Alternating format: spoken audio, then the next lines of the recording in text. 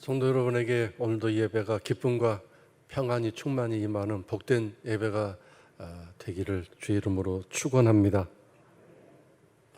먼저 오늘 시편 73편 28절의 말씀을 가지고 설교를 시작하려고 합니다. 하나님께 가까이 함이 내게 복이라. 참 얼마나 좋은 말씀입니까?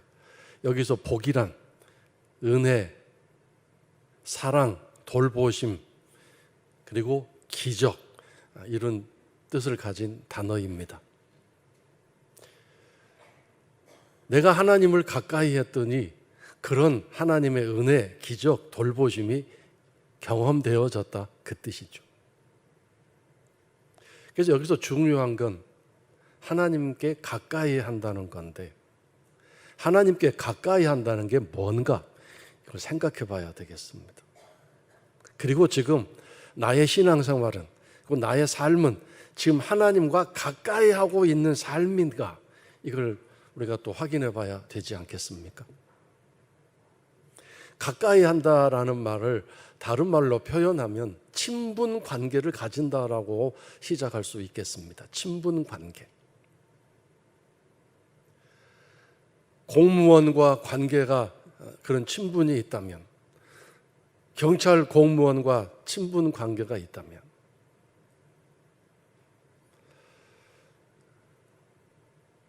우리가 어려움을 당할 때 그 친분 관계를 통해서 도움을 요청할 수 있고 그 도움을 받을 수 있을 것입니다. 친분 관계, 가까이 하는 것. 만약에 오늘 우리가 신앙생활을 하는 가운데 하나님과의 관계가 친분 관계 정도로만 되어 있다면, 이것은 그 뒤에 나오는 복이 경험되어졌다라는 말은 결코 이루어질 수 없을 것입니다. 하나님께 가까이 한다라는 말은 친분 관계를 유지하는 그 선을 넘어서는 더 깊은 뜻과 의미가 있기 때문입니다. 오늘은 그 하나님께 가까이 한다는 게 무엇인가, 어떤 의미인가를 이제 2월 첫 주 예배에 여러분과 함께 말씀을 통해 나누려고 합니다. 마가복음 6장 51절, 52절의 말씀을 읽겠습니다. 배에 올라 그들에게 가시니 바람이 그치는지라 제자들이 마음에 심히 놀라니 이는 그들이 그 떡 떼시던 일을 깨닫지 못하고 도리어 그 마음이 둔하여졌음이러라. 잘 아시다시피 오병이어 기적의 배경을 가지고 있는 말씀입니다. 떡이라고 우리 성경에는 표현되어 있지만 원래는 빵입니다. 이스라엘 사람들 그 당시에 주식이었습니다. 우리는 쌀밥이 주식이지만 그들에게는 빵이 주식인데, 이 빵도 그냥 대단한 빵이 아니라 한 소년이 먹기 위해 싸가지고 온 도시락이었습니다. 장정이 아닌 소년이 싸온 도시락. 그리고 그 당시가 얼마나 가난했는지, 정말 비참한 상황이었기 때문에 그 빵은 보리로 만들었는지 아니면 밀로 만들었는지 모르지만 맛도 없는 조그만 5개의 빵이었을 것입니다. 그리고 그 생선은 우리가 생각하는 막 갈치, 구이 그런 것이 아니라 어부들이 생선을, 물고기를 갈릴리 호수에서 잡아서 상품이 될 만한 것은 다 가져가지만 도저히 이것은 쓸모가 없다고 생각하는 잔챙이들을 내버릴 때 그것을 주워다가 소금에 절여서 반찬 대용으로 쓰는 그런 정도의 보잘것없는 초라한 물고기였습니다. 예수님이 그것을 축복하시고 손에 드시고 기도하셔서 아마 질까지 맛이 아주 좋게 변화된 걸로 저는 생각합니다. 그걸 사람들에게 나누어졌는데 장정 20세 이상의 남자만 숫자로 세서 5천 명이었습니다. 그러니 여자, 나이 든 사람들 다 포함하면 숫자가 얼마나 많겠습니까? 그 모든 사람들이 배불리 먹었습니다. 얼마나 엄청난 기적입니까? 상상할 수 없는 기적이 일어난 것입니다. 예수님이 그 일을 행하셨습니다. 그리고 이제 그 저녁 식사였기 때문에 식사가 다 끝난 다음에 예수님은 제자들이 배를 타고 건너편으로 가도록 지시하신 다음에 예수님은 산으로 올라가서 기도하셨습니다. 그런데 그들이 그 갈릴리 호수에 배를 띄우고 얼마 지나지 않아서 엄청난 폭풍이 불어와서 도저히 그 배를 몰고 육지로 갈 수 없는 엄청난 상황이 일어났습니다. 그래서 포기하지 않고 밤이 새도록 노를 젓고 배를 조정하고 살려고 몸부림치는데 새벽 서너 시 무렵이 되었을 때 저 어두운 풍랑이 이는 갈릴리 호수를 어떤 사람 같은 존재가 걸어오고 있음을 제자들이 보게 됐습니다. 그 걸어오는 사람과 같은 그 그림자, 그 모습, 그것을 유령이라고 생각하고 소리를 지르며 아주 기겁을 하고 기절초풍할 정도로 충격을 받았습니다. 예수님이 나다, 두려워하지 말라고, 지금 풍랑에 의해 죽기보다는 놀래서 죽을 것 같으니까 급히 나다, 놀래지 마라 이렇게 말씀하신 다음에 배에 올라가셨을 때 예수님이 그 풍랑이는 바다 물결을 향해 또 그 풍랑을 만들어내는 바람을 향해 조용히 하라, 잠잠하라고 한마디 하셨을 때 그 엄청난 바람과 풍랑이 순식간에 잔잔해졌습니다. 그랬더니 오늘 이 말씀에 읽은 것처럼 제자들이 놀랬습니다. 심히 놀랬습니다. 그 기적의 어떤 신비한 기적의 황홀한 감탄하는 경이로움의 놀라움이 아니라 충격을 받을 정도로, 기절할 정도로 놀랬다는 뜻입니다. 그 이유를 성경에 뭐라고 되어 있습니까? 깨닫지 못했다고 했는데 뭘 깨닫지 못했습니까?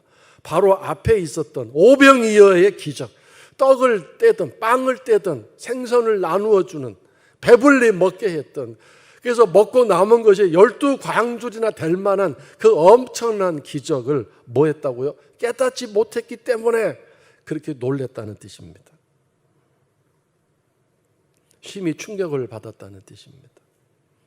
왜 예수님이 그 바람과 그 파도를, 풍랑을 잠잠케 하신 일이 이들에게 충격받을 쇼크가 될 정도의 놀라운 일이 되었을까요?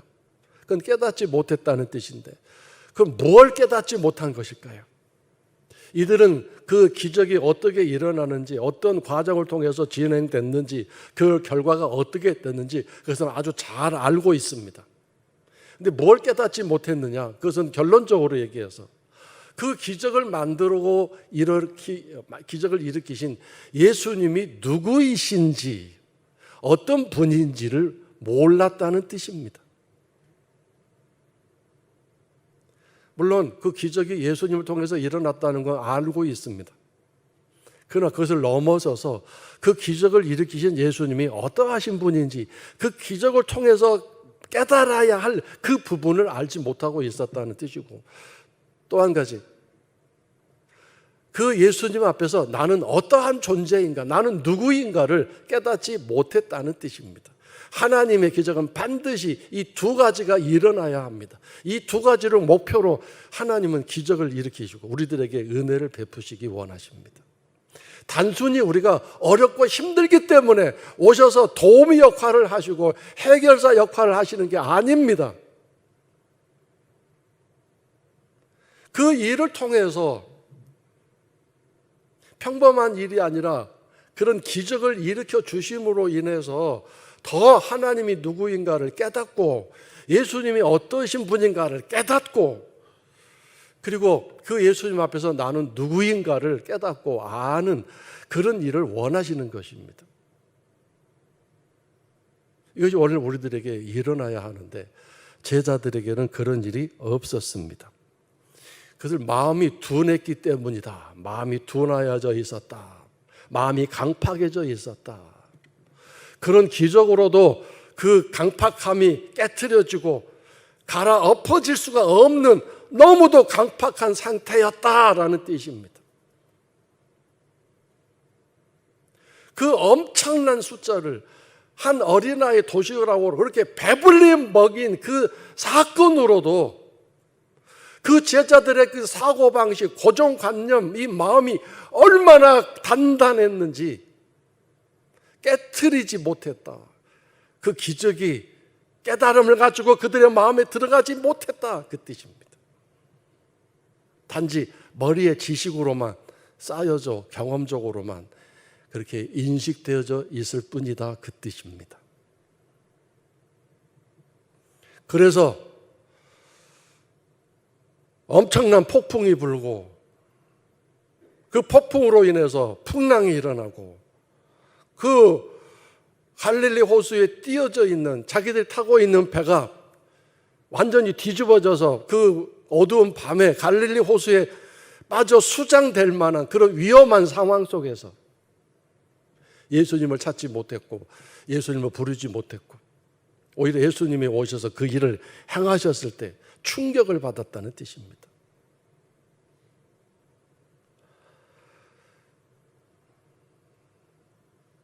예수님은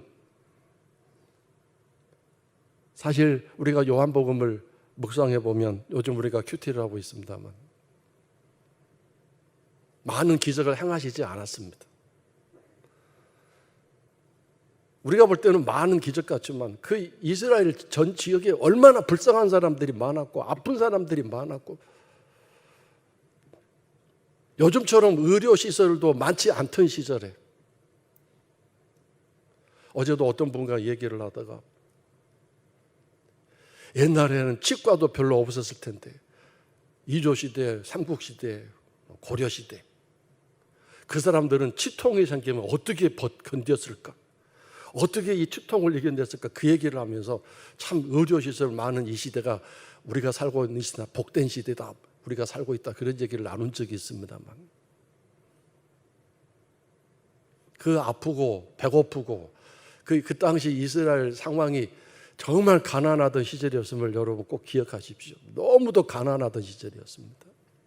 그런데 예수님이 그런 엄청나게 불쌍하고 그렇게 몸이 아파서 고통 이스라엘 백성들 전부 다 고쳐주시고 배고픔을 해결해 주신 게 아니지 않습니까?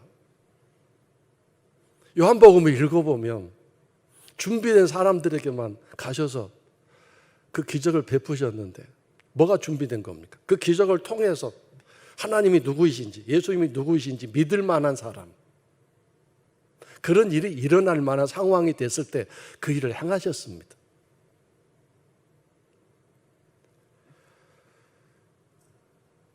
그래서 오늘 예수님이 누구이신지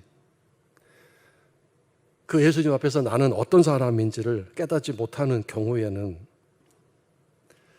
오히려 예수님을 그 기적의 주인공으로만 생각하고 우리가 묵상하는 요한복음 6장에 나오지요. 오병이어 기적이 일어난 그 다음 날 얼마나 많은 사람들이 또 예수님을 추적해서 찾아왔습니까? 오늘도 떡 주세요. 오늘도 빵 주세요. 오늘도 생선 그 소금절임이지만 그걸로 맛있게 좀 해서 우리 주세요. 그거 와서 찾아왔잖아요.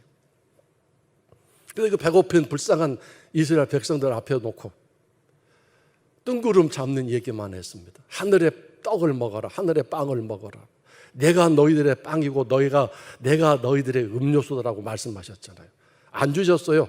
그 배고픈 사람들에게 떡도 안 주시고 생존도 안 주셨습니다. 말씀만 전하셨습니다. 그랬더니 사람들이 다 실망해서 떠나가 버렸잖아요.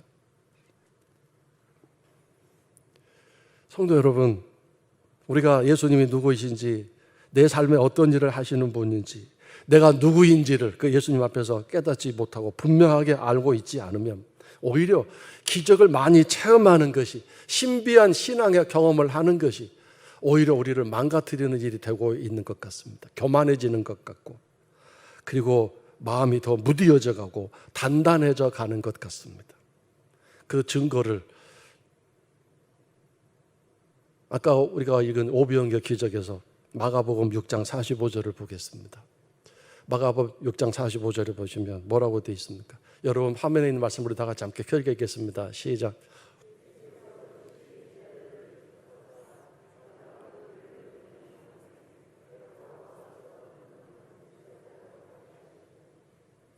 즉시라는 말은 오병이어 식사가 끝나자마자 남은 것을 12광주리 거두자마자 즉시 제자들을 재촉하셨습니다. 재촉 막 밀어붙여서 빨리 배 타고 건너편으로 가게 하셨습니다. 왜 그랬을까요?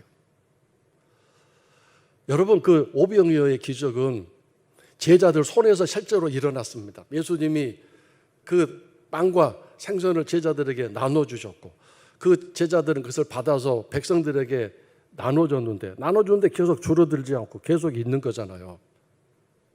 그러니까 자기들이 그 기적의 주인공이 된 거죠. 이거 신기한 일이다. 놀라운 일이다. 그런 일들을 행한 거죠. 그래서 그 오병이어 기적이 끝나고 나서 어떤 일이 일어났을까요? 군중들이 이 제자들에게 몰려들었을 겁니다. 영웅 취급을 하고 박수를 치고 환호를 하고 당신들만 있으면 우리는 배가 굶지 않겠군요 라고 생각했지 않겠습니까? 그래서 이 엄청난 환호 심리, 군중들이 몰려드는 그 상황 속에서 예수님은 빨리 이 제자들을 사람들과 떼어놓아야 되겠다고 생각해서 즉시 재촉하셔서 자꾸 뒤돌아보고 사람들의 박수에 환호에 답해주고 싶고 사람들이 와서 막 악수를 청하는 일에 악수 받고 싶고 그런 찬양과 영광스러운 순간에 머뭇거리는 제자들은 막 등 떠밀어서 재촉해서 배를 태워 보내신 것 아니겠습니까? 기적을 체험했지만 깨달을 것 깨닫지 못했습니다.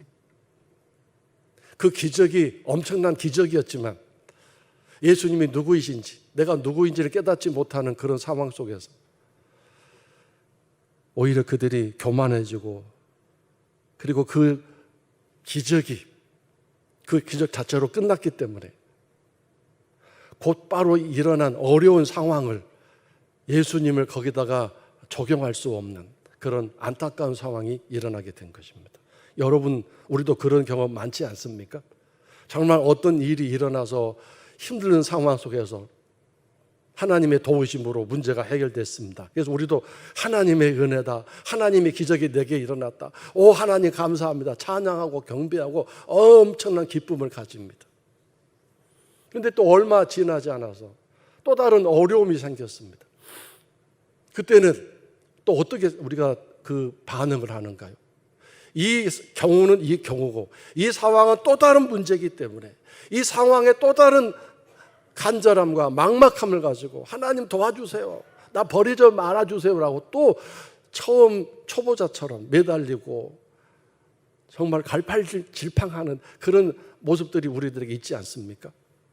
여기서 기적을 체험했던 그 상황이 내게 믿음이 되고 내가 깨달음이 됐다면, 주님이 얼마나 나를 사랑하시는가, 내가 누구인가를 깨달았다면, 이 또 다른 어려움이 생겼을 때 그때 경험하고 깨달음이 여기에서도 적용되고 그 믿음이 여전히 계속돼서 이 어려움을 감당해내고 이겨낼 수 있는 그런 믿음의 삶이 살아가는 게 마땅하지 않습니까? 그것이 옳지 않습니까?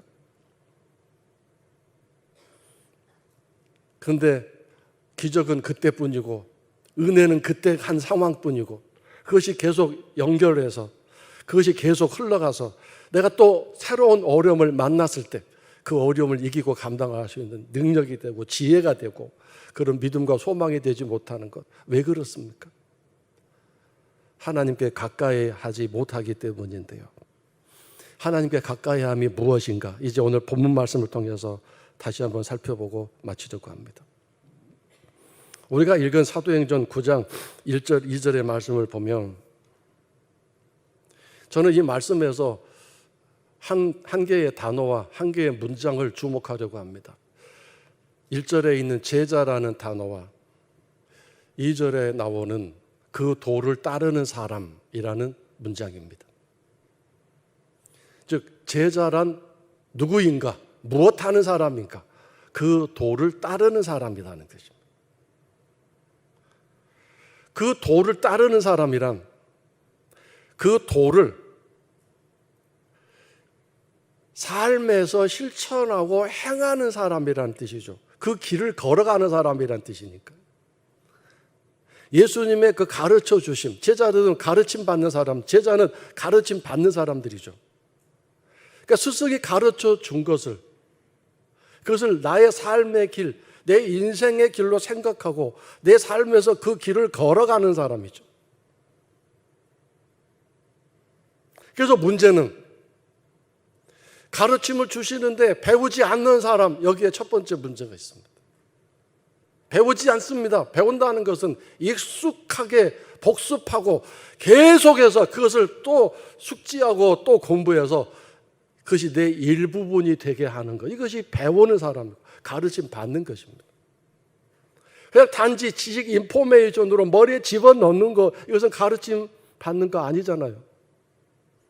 스승이 가르쳐 줬으면 그것을 숙지하고 어떤 경우에도 잊지 않게 되도록 내 몸의 일부가 되도록 계속해서 복습하고 또 복습하고 어느 부분에서 내가 잘 하지 못하는지 또 실천하면서 그것을 계속해서 익숙하게 그것을 내 몸에 배도록 그것을 해나가는 사람이 그것을 배운다고 말하고 가르침 받는다고 말하지 않겠습니까? 당연히 두 번째 문제는 설령 그렇게 했다 할지라도 내 삶에 실천하지 않을 때 이것이 그 도를 따르는 사람이 될 수 없는 것입니다. 제자가 될 수 없는 것입니다.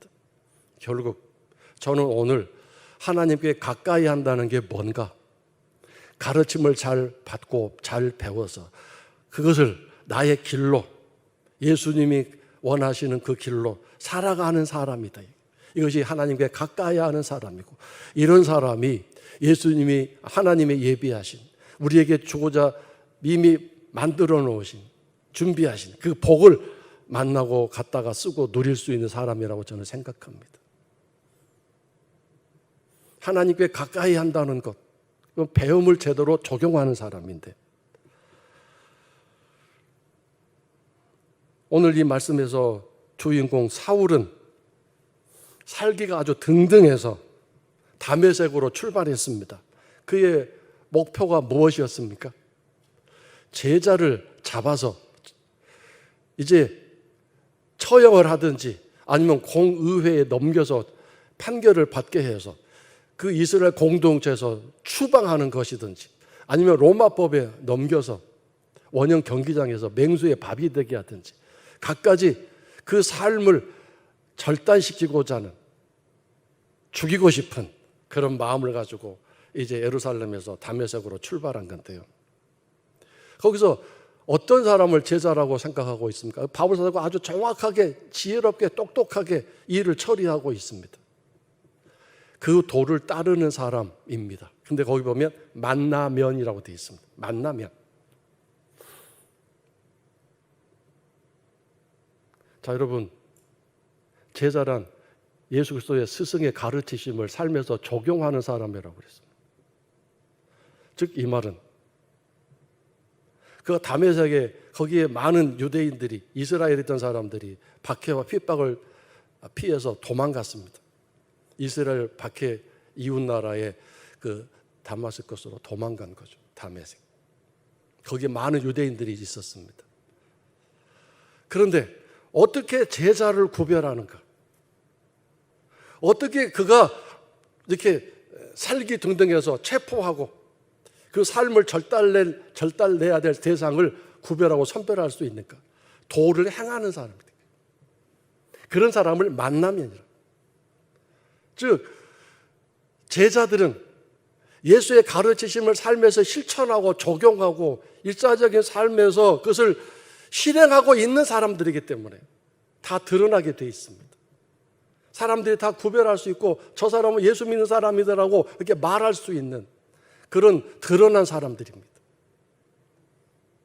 오늘 우리가 생각하는 이 시대의 이 편안함, 안락함이 아닙니다. 그 당시에는 예수 그리스도를 믿는 일은 공개적으로 드러나는 일은 핍박과 박해를 자초하는 일이고 심지어 목숨까지 내놓아야 할 일이었습니다.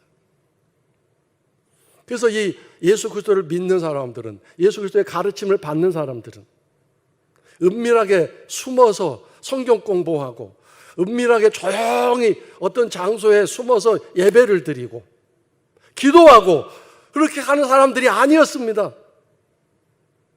일상적인 삶에서 예수 그리스도의 가르침을 위험한 상황 속에서도 아랑곳하지 않고 실천하고 행하는 사람들이었습니다. 그래서 주변 사람들이 그냥 자연히 저 사람은 예수 믿는 사람들이구나, 예수를 따라가는 사람들이구나, 예수의 가르침을 받고 살아가는 사람들이구나 알아차릴 수 있었던 거죠. 그러니까 바울사도는 그런 사람들을 대상으로 지금 체포하고 그들의 삶을 절단내고자 아주 헬기등등해서 출발하고 있는 것입니다. 우리는 제자입니까?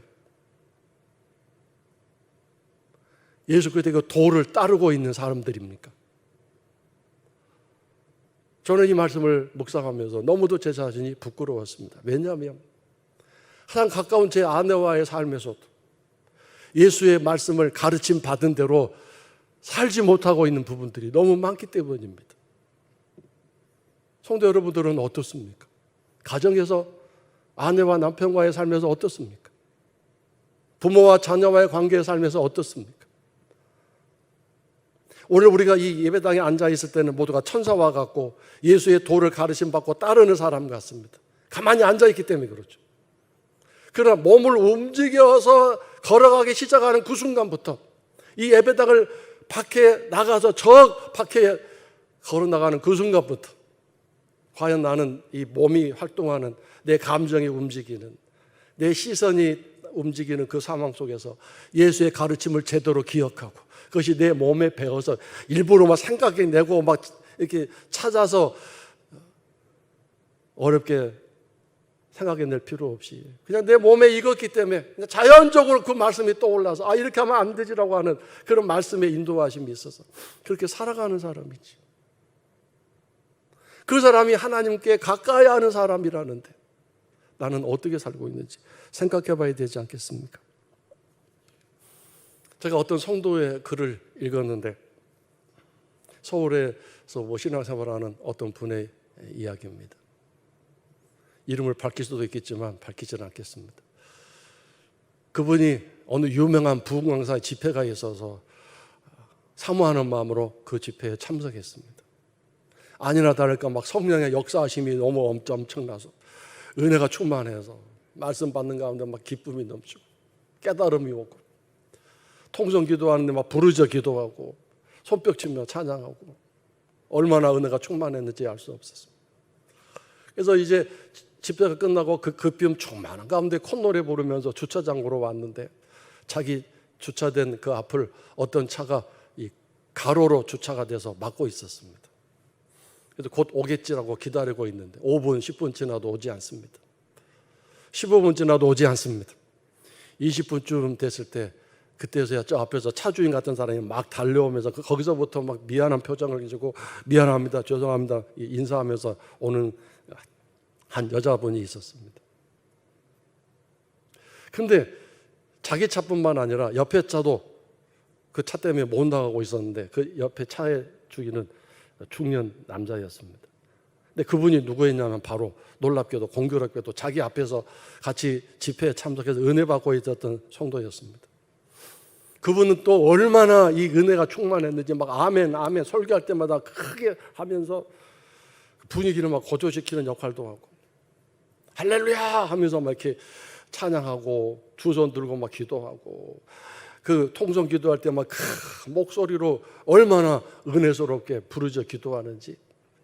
그래서 그 앞에 있는 그 남자 성도들 때문에 오히려 더 자기도 은혜를 받고 영향을 받아서 기쁨 충만한 시간이 됐죠. 야, 저분은 나보다 더 큰 은혜를 받는 좋은 신앙을 가진 분이다 그렇게 생각했는데 바로 그분이었던 거죠. 그래서 같이 기다리고 있는 가운데 20분이라는 시간이 얼마나 긴 시간입니까? 그 차주인 여자 성도님이 앞에서 달려오는데 갑자기 이분이 그 앞으로 나가더니 삿대질을 하면서 내용은 이거죠. 아니 사람이 어떻게 이렇게 무식하게 여기다 차를 세워놓고 아무 생각 없이 이렇게 오랜 시간 동안 오지 않는 거냐 하면서 욕설을 퍼붓고 얼굴이 마귀처럼 변해가지고 인상 찌푸리면서 심한 거친 말을 퍼붓는 그 모습을 보면서 얼마나 충격을 받았는지. 아니, 저분에게 있었던 그 기쁨, 저분에게 있었던 얼마 전에 20분 전에 있었던 그 감사, 그 즐거움, 그 감격은 어디로 가버렸는가?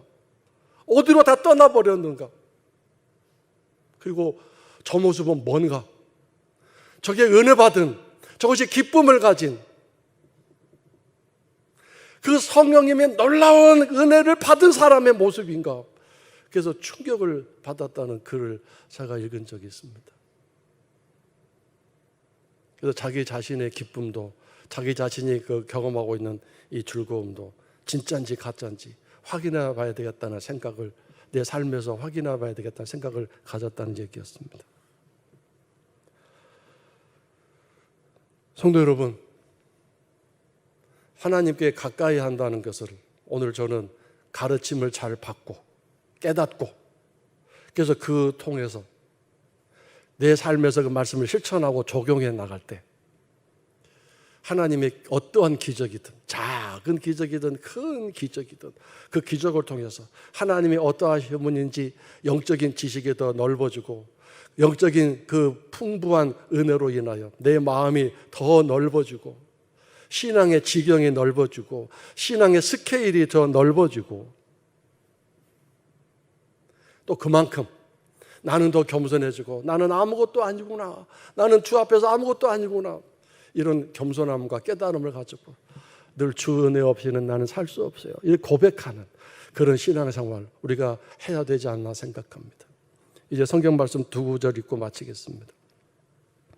먼저 요한복음 14장 6절입니다. 다 아시는 말씀이겠지만, 내가 곧 길이요 진리요 생명이니 나로 말미암지 않고는 아버지께로 올 자가 없느니라. 예수님은 오늘도 우리에게 진리가 되십니다. 진리, 이렇게 가야 한다, 이렇게 살아야 된다, 이렇게 마음 씀씀이를 써야 한다, 매뉴얼을 주시는 분이십니다.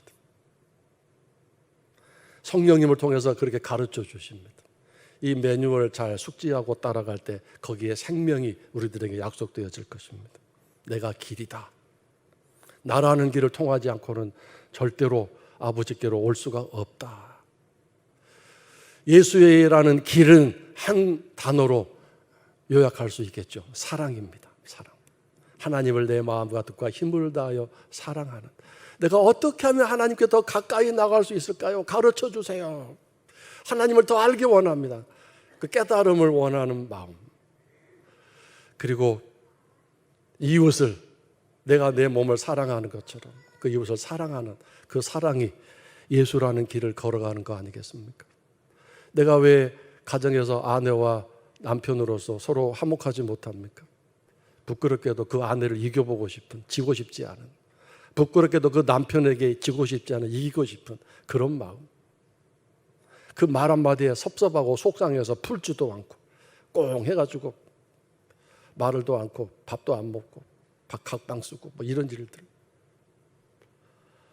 이것이 바로 예수라는 길, 사랑이라는 길, 가르침을 내 삶에서 적용하지 못하고 있는 강팍한 내 마음의 모습 아닙니까? 그것이 그런 마음 가지고 살아가는 내가 어떻게 하나님과 가까이 하는 삶이 될 수 있겠습니까? 그런 나의 모습을 보면서 나는 아무것도 아닙니다, 하나님. 내가 20년, 50년 신앙생활을 했지만 여전히 나는 초보자입니다. 바울 사도처럼 나는 지금 초보자처럼 달려간다고 그 늙은 노사도가 고백하지 않았습니까? 근데 우리는 너무 좀 여유를 부리고 너무 느긋하게 신앙생활하고 있는 거 아닌가요? 내가 이 정도 이렇게 하고 있으면 괜찮은 거지 뭐 하면서 신앙생활하고 있는 거 아닙니까? 그 대단한 바울 사도도 나는 초보자입니다라고 고백하고 있는데, 하나님께 가까이 하는 이 신앙적인 삶이 바로 예수 그리스도의 가르침을 받고 배우고 살아가는, 내 삶에 적용하는, 그러면서 부족한 그 말씀을 제대로 실천하고 내 삶에 적용할 수 없는 나의 연약함, 나의 부족함을 아버지 앞에 엎드려 고백하는 그런 애통하는 마음, 겸손한 마음, 우리들이 그것을 생명으로 이끌어주는 하나님의 은혜를 받는 복된 일이 될 줄로 믿습니다. 그런 놀라운 신앙의 성장과 성숙이 우리 모든 성도들의 있게 되기를 주의 이름으로 축원합니다.